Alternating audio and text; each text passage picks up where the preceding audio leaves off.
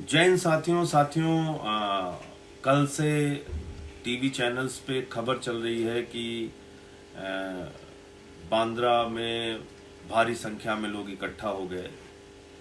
उसके पहले सूरत में आप लोगों ने देखा होगा, तमाम मजदूर सड़कों पर उतर आए। उन्होंने वहाँ पे आगजनी की, टायर जलाया और अपना विरोध प्रदर्शन किया इस बात को लेकर कि उनको मजदूरी नहीं मिल रही है, इस बात को लेकर कि उनके मालिक उनको तनख्वाह नहीं दे रहे हैं, उनके खाने का, उनके राशन का इंतजाम नहीं है। इस कारण से सूरत में भी परसों 2-3 दिन पहले वहां पर भी एक विरोध प्रदर्शन हुआ। फिर कल हम लोगों ने देखा महाराष्ट्र में, मुंबई में, फिर सूरत में, अहमदाबाद में, हर जगह पे विरोध प्रदर्शन हुआ, लोग सड़कों पे आए।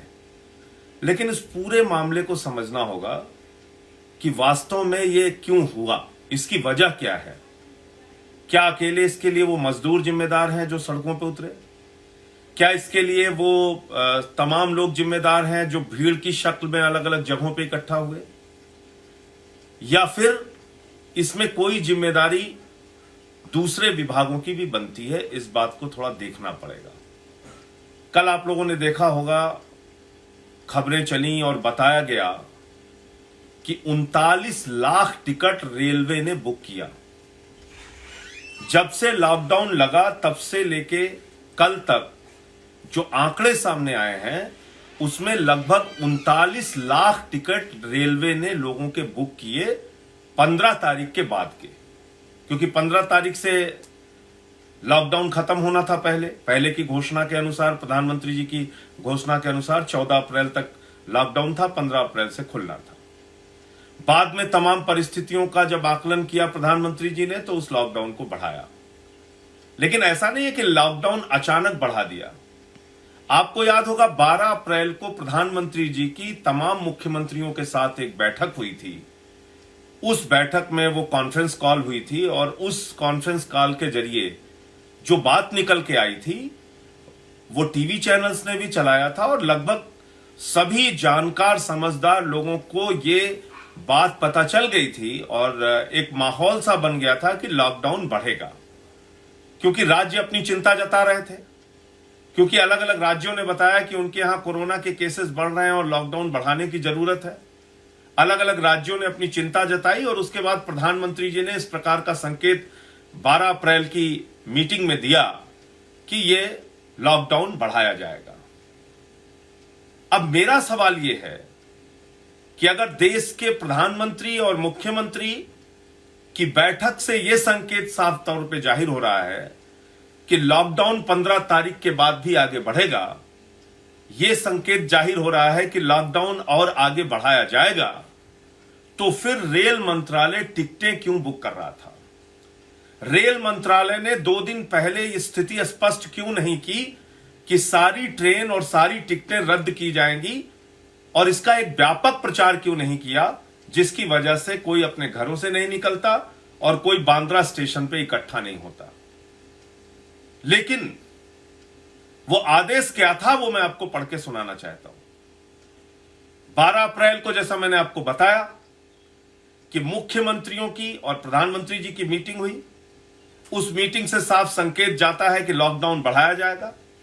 ये 13 अप्रैल को रेलवे के एक अधिकारी हैं, ए मालेश्वरा राव जी, जो डिप्टी चीफ कॉमर्शियल मैनेजर हैं, ये हैं south central railway, ministry of railways, और ये सीसीएम के ऑफिस का ये प्रपोजल है, चीफ कॉमर्शियल मैनेजर के ऑफिस का। अब ये क्या लिख रहे हैं? ये साहब लिख रहे हैं कि during video conference held on 13/4/2020 it is decided to run Jan Sadharan specials for clearing passengers, migrant labor of unreserved segment. In this regard, some divisions have already given data. However, all senior DCMs are once again requested to critically analyze the number of passengers as well as migrant labor and submit the detailed proposal along with clear originating and destination stations to the office of CCM immediately so as to discuss the proposal with the office of CPTM to run the trains as proposed by the divisions. ये 13 तारीख का इनका एक proposal है जिसमें ये कह रहे हैं कि जनसाधारण स्पेशल ट्रेनें चलाने का प्रस्ताव, उसका आकलन, उसका डेटा, मजदूरों की संख्या आदि इकट्ठा करके भेजिए जो लेबर, माइग्रेंट लेबर्स के लिए और लोगों के लिए चलाई जा सके। ये कब ये पत्र इन्होंने जारी किया? ये पत्र जारी किया है जिसमें इन्होंने प्रपोजल मांगा है। जो इनका प्रपोजल है वो है 13 अप्रैल को, जब प्रधानमंत्री जी की मुख्यमंत्रियों के साथ मीटिंग हो चुकी थी। अब मुझे आप जरा बताएं कि जब रेल मंत्रालय 39 लाख टिकटें बुक कर रहा है, रेल मंत्रालय 13 तारीख को 13 अप्रैल को प्रपोजल तैयार कर रहा है, रेल मंत्रालय की खबरों के हवाले से कुछ टीवी चैनल खबर चला रहे हैं कि बांद्रा से ट्रेन चलने वाली है, मुंबई से ट्रेन चलने वाली है, तो अगर भीड़ वहां पर इकट्ठा हुई तो क्या सिर्फ और सिर्फ वो मजदूर जिम्मेदार हैं जो अपनी मजबूरी के कारण, भूखमरी के कारण, आज एक महामारी के संकट के कारण जो अलग अलग जगहों पे फंसे हुए हैं, वो अपने घरों से अचानक निकलते हैं इस उम्मीद में कि शायद उनको ट्रेन मिलेगी और वो अपने घर जा पाएंगे? इसमें क्या इन रेलवे के अधिकारियों की कोई जिम्मेदारी नहीं है? और मुझे बहुत अफसोस होता है, बहुत दुख के साथ, तकलीफ के साथ ये बात कहनी पड़ती है कि जब भी कोई ऐसा मामला आता है उसमें कोई ना कोई हिंदू मुसलमान का एंगल खोजने का काम हमारे तथाकथित टीवी के योद्धा, मीडिया के वीर खोजना शुरू कर देते हैं। जब दिल्ली में आनंद विहार का मामला आया उस समय भी टीवी के योद्धा डिबेट करने में, लगातार बड़ी बड़ी डिबेट करने में जुट गए, सरकार को घेरने में जुट गए। जब महाराष्ट्र का मामला आया उसमें भी कल मैं देख रहा था टीवी के योद्धा जुट गए, उस पर टीवी के डिबेट कर रहे हैं। और शर्म की बात तो यह है कि उसमें भी हिंदू मुसलमान का एंगल देने की कोशिश कर रहे हैं। बांद्रा स्टेशन के पास कोई मस्जिद है, उसको दिखा के कि मस्जिद के पास लोग कैसे इकट्ठा हुई, और ये क्या कर रहे हैं हम लोग? ये किस तरह की सोच पैदा कर रहे हैं समाज में? और तमाम वो वरिष्ठ पत्रकार, तमाम वो जागरूक लोग, तमाम वो मीडिया से जुड़े हुए नाम जो 25-30 साल से पत्रकारिता कर रहे हैं, ऐसे लोग हिंदू मुसलमान की भावना फैला रहे हैं कि बांद्रा की मस्जिद के पास भीड़ इकट्ठा हो गई। अरे भाई, गुजरात में जब सूरत का मामला आता है, वहां आगजनी होती है, हिंसा होती है, मजदूर विद्रोह में सड़क पर उतरते हैं, उस खबर को आप नहीं चलाते। आज मैं ये नहीं कह रहा हूं किसी भी पार्टी के दृष्टि से मत देखिए, लेकिन कोई भी खबर को निष्पक्षता से देखिए। दिल्ली का मामला हो, महाराष्ट्र का मामला हो, गुजरात का मामला हो, एक चश्मे से देखिए। मजदूर के सामने रोटी का संकट है, भूख का संकट है, उसकी उस समस्या का समाधान कैसे किया जाएगा, उनको नौकरी से ना निकाला जाए ये बात कैसे सुनिश्चित की जाएगी, उनको 2 वक्त की रोटी मिल सके ये बात कैसे सुनिश्चित की जाए, उनको भरोसा कैसे दिलाया जाए कि वो अपने अपने घरों में रहें और अपने घर जाने की जिद ना करें जिससे ये संकट और आगे फैल जाए, इस बात के लिए उनको कैसे समझाने का प्रयास किया जाएगा। बजाय इसके पूरा का पूरा मीडिया इस बात में लग जाता है कि इसमें हिंदू मुसलमान का क्या एंगल है।